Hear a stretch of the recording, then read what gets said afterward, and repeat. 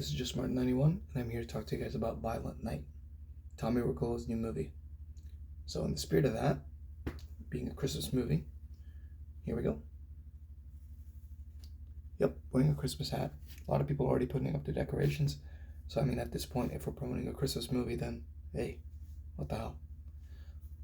Tommy Wirkola's last movie that I think many people would remember is Hansel and Gretel, Witch Hunter.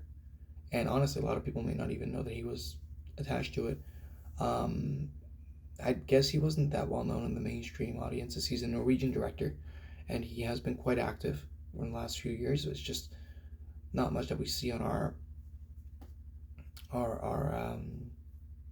angles, I guess. But he's definitely worth diving into. He has a style that I very much appreciate, especially when it comes to this movie and the direction he provided.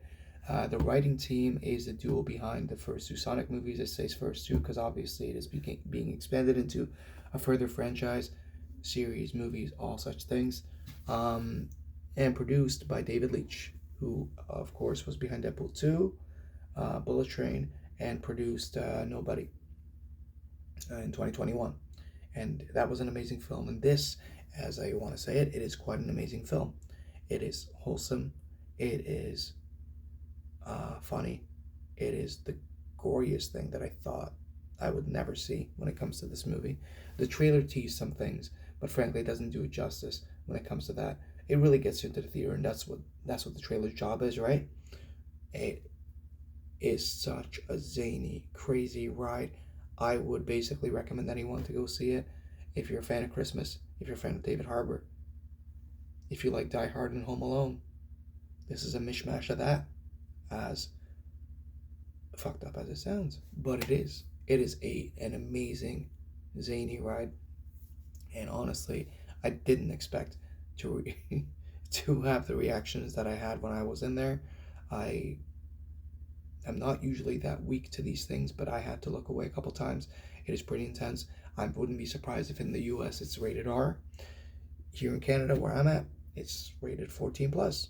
And honestly, sometimes I was pretty surprised that it was. It tackles some cheesy writing. That's what this movie is. It's pretty cheesy, but it knows it is. And when you execute a movie like that it knows what it is and it executes it properly in this cheesy vein, it pays off tenfold, and you are getting something absolutely stellar and memorable. And in my opinion, this is going to be a classic down the line. I don't know how well it's going to perform in theaters. If it's not going to do well in theaters, of course it's going to do well on streaming. And I think it's going to be a title that you won't want to miss annually on a holiday season, because this is one of those movies that really just gets you from the get-go. Honestly, for me, 9 out of 10. Not much wrong with it. Sometimes the writing was a little bit cheesy, and sometimes the pacing was a little bit churning. And yeah, I think we could have shaved easily about 15 minutes of the runtime. The movie's almost 2 hours long. It felt like a little bit of a length.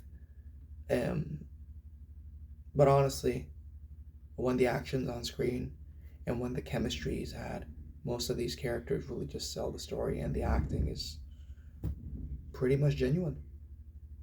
Have a good one, guys, and see you next time.